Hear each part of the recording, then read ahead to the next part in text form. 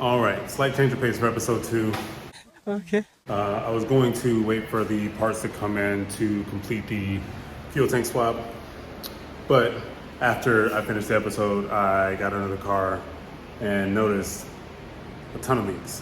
So it was leaking from the oil pan, the bell housing was also drenched, and then the transmission pan as well.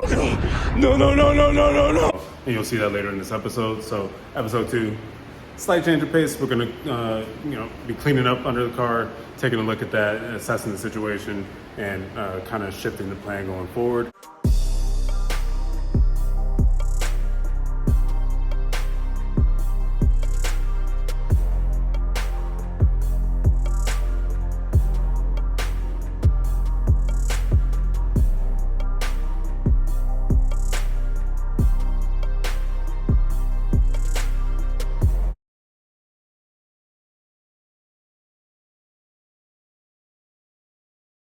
Get this thing off the ground on all 4 corners. That way we can clean it up more on the front end because there's still a ton of fucking cobwebs. So that's the plan. It should be really quick. I'm just gonna set this thing up on a time lapse and we'll get it cracking.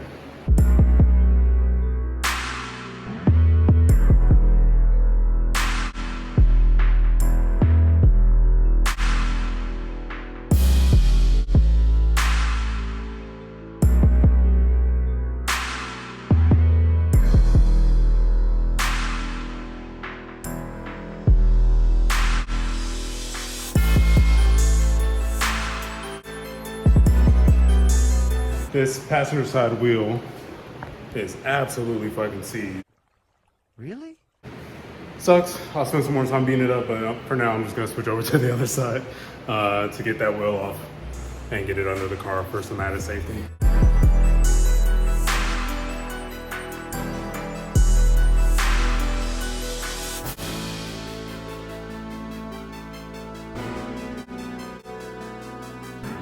A few moments later. And of course, with my luck, this side is absolutely fucking seized too. So, yeah, I'm kind of stuck here. Either way, the car's up on jack stands. I have the wheel from the rear underneath, kind of in the middle. I don't really like that. I'd rather have, redundancy on all 4 corners. I don't know. I don't like this. I might keep beating up on it, see if I can get the wheel off. But as of right now, kind of stuck like Chuck. So either way, again, I'll be able to get up under it and do some more cleaning. Because really the reason I need to get under there or want to get under there is I noticed yesterday after I finished dropping the tank that there's, hella oil underneath. Just showing what the leak situation looks like down here so you guys can see. So is the trans pan.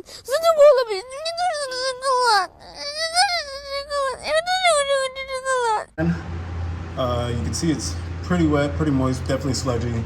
The spring, that's for the shifter to get it into gear. I forget the exact term for it, but that thing is like fucking drenched. And then the bell housing, whoops, give you guys some better lighting. Where am I? The bell housing right there. Definitely wet as well. There's like a loose screw, it looks like, right in front of the shifter selector thingamathing.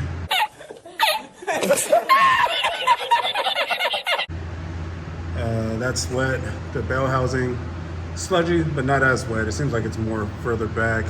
And then the drain pan or the oil pan for the engine is also sludgy. That's the drain plug right there. Maybe centralized there. So basically every pan is kind of drenched. The oil pan is only wet on the back side of it. Where it goes over the cross member is dry. So whatever it is, it's toward the back side. It kind of makes me think it's rear main seal, but looking at the top, the valve covers are also kind of wet. Engine, bell housing, and transmission, they all have oil seepage on it, right? And so I want to clean that up, see if I can, figure out where it's coming from. Shit's been sitting for a while, so it's kind of no telling right now. So I want to get that cleaned up, as well as all the cobwebs, because there's hella cobwebs under there, and, around the exhaust and all kind of other shit. So get that cleaned up so I can work on the area some more and try and figure out where the oil is coming from. But in all reality, this is also kind of making me want to just say fuck it, pull out the 305 and get a 350 and just go ahead and swap that out. Just do it! Since I'm gonna have to, if it's the rear main seal that's leaking, then it's gonna have to come out anyway. So if I'm pulling the engine out, I might as well put in a 350 back, you know what I'm saying? Instead of pulling that out just to put it back in, it's kind of stupid to me. So yeah, that's what I'm thinking. But yeah, these wheels being sucks. I'm gonna stop rambling, I'm gonna fuck with this some more. I'll check back if I'm able to get them on. It honestly wouldn't be a date out in the garage if I wasn't sweating my ass off when I came to update the video. But good news is we got both off. Because I actually gassed the fuck out and I had the wife come out and beat the shit out of it with me.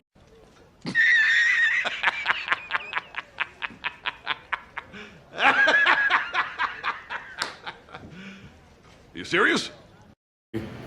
So yeah, we got it both off. Way worse than I expected, but also not really at the same time. Here, let me get some light. All right, so this side is actually the better side. This is the driver's side. Still dirty. I need to vacuum up to clean up the mess I made. But again, overall, this is the better side. It doesn't look terribly bad over Stop the cap! here. Could use some pads. Somehow they're warped. I don't know how the fuck that happened. But then obviously cleaning all that up. On the passenger side, it's way worse. Awful, by the way. Right? Yeah, terrible. The caliper and rotor look in worse condition for sure. Obviously with the mess I need to clean. Some type of like a nest or rocks over there going on. But for the most part, really just cleaning. So I'm gonna set the camera up, start cleaning the rest of this.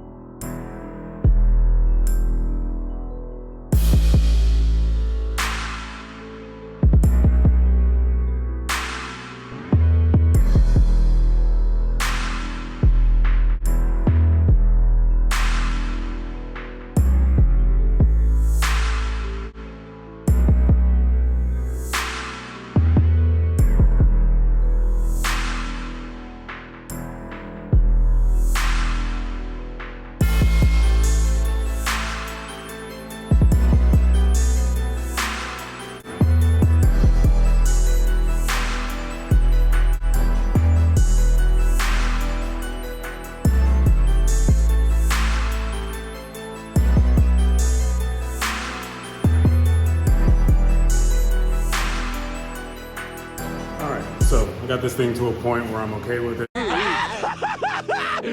Finally! I got it cleaned up. I don't know whose bright idea it was to give me a bunch of white to wear today, but now that I'm officially filthy, I'm also done with cleaning.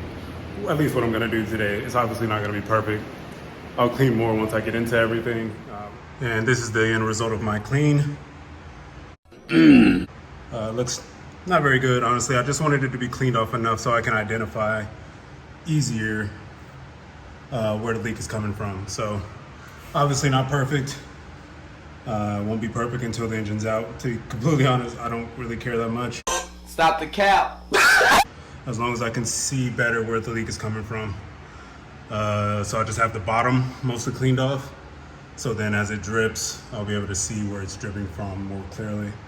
Yeah, that's pretty much it. I just wanted to get it cleaned up so I can look more at the leaks. So now it's clean. I'll get up under there. I'll see, or I'll inspect more closely on the leaks that are going on. But yeah, she's all decked up, cleaned up underneath. Now I know more about what the suspension situation is going to be like. But yeah, seems solid, so we'll see.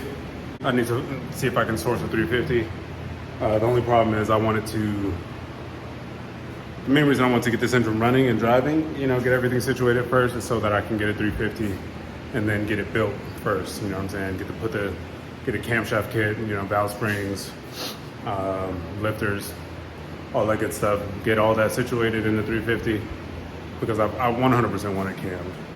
So with all the leaks, in my brain, it makes more sense to just kind of focus on a 350. Yeah, I'm still gonna do the fuel tank system with a 305 in there and get it running with a 305.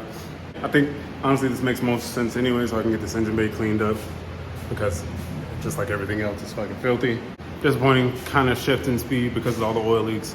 Kind of changed the plan a little bit, but not the end of the world. All right, I'm gonna shut up and stop rambling now. That concludes episode 2. Check me out the next episode where I don't know what we're gonna do now. I thought it was gonna be the oil pan and shit, but here we are doing something completely fucking different. So yeah, see you in the next one.